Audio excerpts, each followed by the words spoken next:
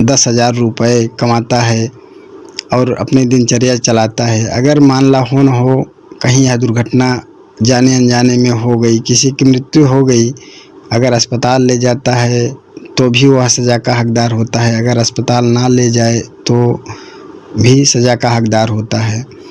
तो इस बिल में संशोधन करना आवश्यक है। जैसा कि पुराना था, यह सरकार अपने आप को एक तानाशाह समझ रही है।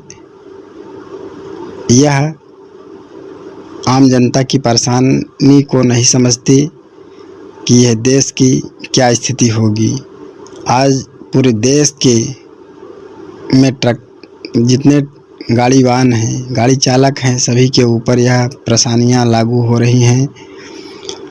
इसलिए आप सबसे करबद्ध निवेदन है कि आप सब यह धरना को ऐसा ही देते रहें और सरकार को एक दिन अवश्य झुकना पड़ेगा आपकी बात को लेकर। आज मोदी सरकार एक तानाशाह सरकार के रूप में कार्य कर रही है।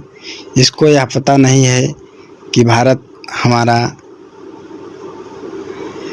कितना गरीबी स्तर से उठ कर के आज इस मुकाम तक पहुंचा है। इससे पहले 12-14 प्रधानमंत्री और हुए। देश ने दिया 12-14 प्रधानमंत्री को, उन्होंने आज तक ऐसा जुल्म किसी पर नहीं ढाला और एक से बढ़कर एक हिस्सा लेते गए और यहाँ लोकतंत्र हमारा मजबूत होता गया। आज जैसा कि आप सब देख रहे हैं, चुनाव आयोग को अपने बस में कर लिया है। उसके साथ साथ सुप्रीम कोर्ट का कोई अधिकार नहीं है, हाई कोर्ट का कोई अधिकार नहीं है। सर्वे सर्वा मोदी के 3 मंत्री, मोदी, अमित शाह, JP नड्डा, ये सब मिल कर के तमाम लोगों को अपनी अंगुली पर नचा रहे हैं। यह तानाशाह कब तक चलेगा? आखिर विपक्षी इस बात को लेकर क्यों नहीं मजबूती से खड़े होते कि अभी महज सभी चुनावों में इतनी बड़ी जीत बीजेपी की कैसे हो गई? इस पर विचार करने लायक बात है, मगर कोई विचार करता नहीं। बात EVM की है। इतने EVM अभी घोटाले में दर जलाई गई और 20,000 से ज़्यादा EVM लापता है। इसलिए विपक्ष को जुट करके देश के प्रति अपनी जागरूकता अभियान चलाएं और बैलेट पेपर से वोट दें। अगर यह कार्य बीजेपी के लोग नहीं मानते तो पूरे देश में आप सब जन संदेश दे दें कि जितनी भी पार्टियां हैं, छोटी बड़ी, कांग्रेस हो चाहे अन्य पार्टियां हों, वे चुनाव नहीं लड़ेंगी जब तक कि बैलेट पेपर से चुनाव नहीं कराया जाएगा। इनको जीतना है जीतें, इनको राज करना है राज करें, मगर जितनी भी विपक्षी पार्टियां हैं वो एक भी चुनाव नहीं लड़ेंगी। और अभी हाल ही में देखा कि बनारस के 3 लड़कों ने एक दरिंदगी की, उस पर आज तक कोई भी मीडिया एंकर बात नहीं कर रहा है, केवल छोटे मोटे चैनलों को छोड़ करके, क्योंकि जहां इनके इज्जत की सवाल होती है वहां ये चुप रहते हैं।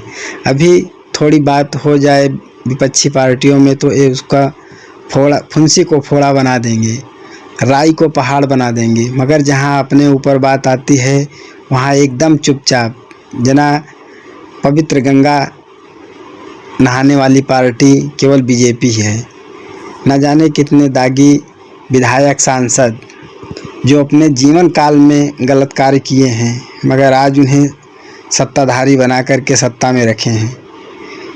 शायद आप सबको यह मालूम होगा कि देश पक्ष और विपक्ष से चलता है। आखिर संसद से उठा करके 146 सांसदों को संसद भवन से बाहर कर दिया गया। आप सब को यह तनिक भी मालूम नहीं है। अगर इसी तरह से यह पार्टी करती रही तो एक दिन संसद भवन में कोई जवाब देने वाला नहीं होगा। जो बोलेगा उस पर वार हो जाएगा।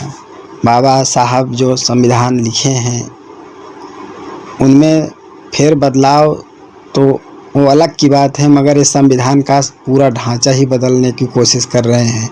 जिस तरह नया संसद भवन बनाए हैं, उसी तरह ये अपने फ़ायदे के लिए ही संविधान को बदलना चाहते हैं। हाँ, अगर जनता के सामने आकर के इनको जवाब देना पड़े तो यह चोरों की तरह मुंह दबा कर के भाग जाते हैं। यही है बीजेपी सरकार। साथियों, जहाँ तक यूट्यूब के माध्यम से मेरी आवाज़ जाती है, आप सब लोग ईवीएम को बैन करें, बैलेट पेपर की मांग करें, अन्यथा पूरे देश में विपक्षी कोई भी चुनाव नहीं लड़ेगा। इसी के साथ हम अपने बात को समाप्त करते हैं। जय हिंद।